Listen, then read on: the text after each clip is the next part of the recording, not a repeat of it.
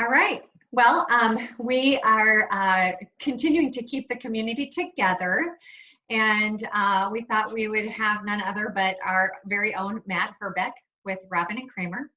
And he is our attorney that we choose to work with pretty much on the most with our team, with the Dina Furlow team. And we wanted to see what questions that we seem to be getting actually as a norm right now from most of the people that we're talking to about closings and real estate and how those are happening on a regular basis right now.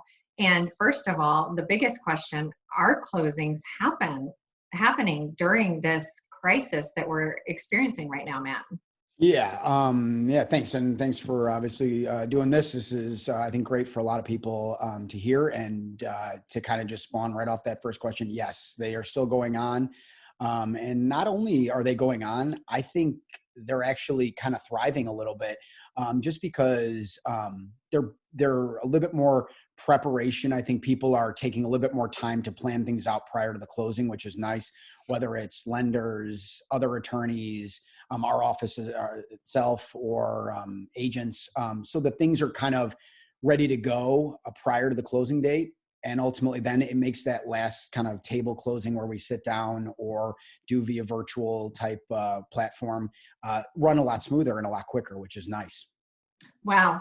And when you and I were talking just a little bit before we just started, you mentioned the word curbside closings, which I didn't even know was the actual term of what we're doing. And can you tell us a little bit about that? Yeah, so it's kind of I think it's kind of one of those things where it just separates people from, again, the social distancing that we're dealing with now to keep people safe. It's allowing people to come to the closing. Essentially, they don't have to go inside. Essentially what happens is I'll let the title company know that our client prefers a curbside closing. They'll drive up. They'll either let myself or the title company know that they're there. And essentially they'll tell them what their car is, their make, model, that kind of thing. And a closer or somebody that was a representative for the title company will walk out. They will leave documents outside their car or they'll hand them to them. It depends on, again, the client themselves and their kind of level of comfortability.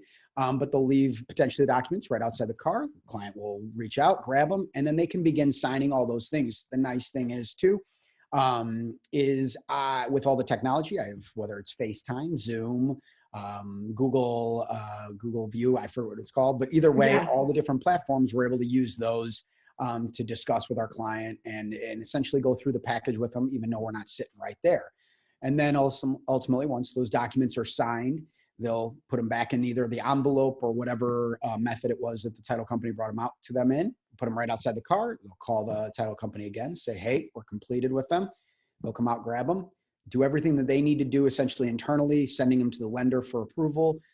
The client buyer will be able to just kind of hang in the car for a little bit, wait, and which is no different than them having to wait sitting at a closing table. So nothing's really changed there. It's just where they're waiting is different. Right. And title company will say, hey, yep, everything was signed correctly. Your lender approved things. And then essentially whatever kind of keys or whatnot can be given to them. And and then we're closed. So it's just a lot safer in terms of client contact and just lessening the amount of people that are touching documents and being present. Wow. So the first thing that I noticed is that closings are still happening, it sounds like.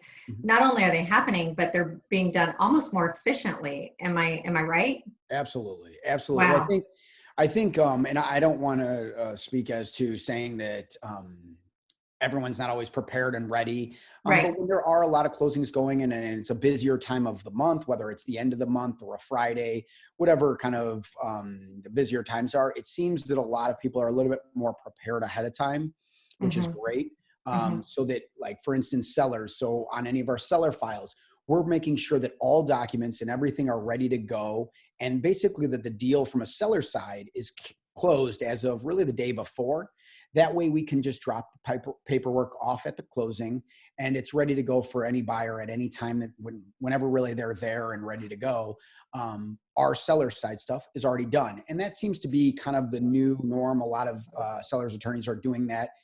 So before we would go to the closing and sit down, and most of the time I would be the only representative from the seller side. I would have power of attorney for my client, sign those Mhm. documents, and then I'd sit at the table and wait for it to all finish. Mhm. Now it's one of those things where we just have everything done the day before. I discuss things with the client, and then I drop it off or the day of or the day before with the title company. And then they essentially let me know, hey, it's all done, it's closed. And yeah, it's one less party that's there at the day that it's closing, and one less area where things aren't ready to go, where they could Mhm. potentially lead to a kind of a delay. Right, right. So they can actually take care of other things that they might need to do on that D-Day per se. Yeah, absolutely. I mean, and don't get me wrong, most everyone's ready to go, prepared, and there's generally not issues at the closing table. But this is just one day prior, so that if there was something that was just a minor issue or something that needed to be fixed, you have that 24-hour buffer to make Right. sure that you're ready, and which is obviously a great kind of catch-all. Wow.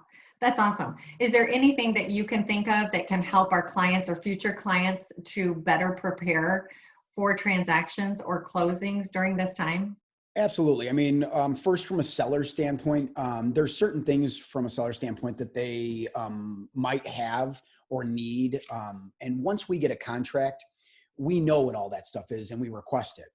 Mhm. But prior to that, sometimes obviously we don't have the same involvement, so we can't give them that information. But from a standpoint of, say, your property is held in a trust, having that trust paperwork ready to go, because otherwise you'll end up having a situation where you don't have it and you're rushing to get it from an attorney's Right. office that might have it, that maybe they're closed, maybe they're not working on a full staff, they're not available, they can't get those documents to us as quickly as we might need them. Mhm. And those types of things can be better prepared prior to you really even getting an offer, having an executed contract. You can kind of have those things taken care of ahead of time. So that's one area I would say. Mhm. Invoices, receipts, Yeah. things for work that's done to the property. That's another big item. People do work to prepare their property to be ready to be sold. Yeah. And when that work's done, generally you're going to get some sort of invoice or a receipt that it's been completed. Buyers love to see that stuff. It Mhm. shows that, Mhm. one, the seller was taking care of their property. And while it's not something that every buyer is going to necessarily get, if a seller can kind of get that stuff ahead of time, it'll not only make their buyer more comfortable, but it'll also make sure that if any of that documentation is necessary, that we do have it and ready to go, and people aren't scrambling to try and get people to generate those docs for them. Yeah. Yeah. And delay closing. Exactly, and that's what you end up running into Yeah, otherwise. Yeah. yeah, that's awesome. Well, we always love working with you, and that's why we work with you so much. If someone else, another agent or another client, would like to call you or reach you, we're going to put your information on our link here. What is the best way to reach you, Matt? Yeah. So I mean, real estate's very personal. It's personal Mhm. relationships. It's making people feel comfortable in a time period when there's a lot going on. There's a lot Mhm. of kind of, oh my God, what are we doing here? What are we doing there? Mhm. I like to make myself as available as I possibly can for my clients, just to give them that comfort level. So I do give out my cell phone number. And while other people do, I do say I answer my cell phone. I And you don't know do. if I yes, can attest to that. I don't know if it's one of those things. I have like a little, like, it's almost like an OCD where I feel like if I don't answer it, I'm going to miss something that I otherwise need to take care of. So either way, I'm very responsive on that. And that Yeah. number is 630-390-8464. However, my office staff, my office number and email are always good ways to get in touch with us or with Yeah, my. and we will post that as well for you. Yep. Yeah. All right. Thanks so much for being here, Matt, and thanks for all your awesome information. And if anybody needs to reach him, we will always post that. And thank you again. Thanks, Dina. Always a pleasure working with your team. You guys do such a great job for all your clients, and we really appreciate that. Thanks, Matt. I appreciate it. Have a good one.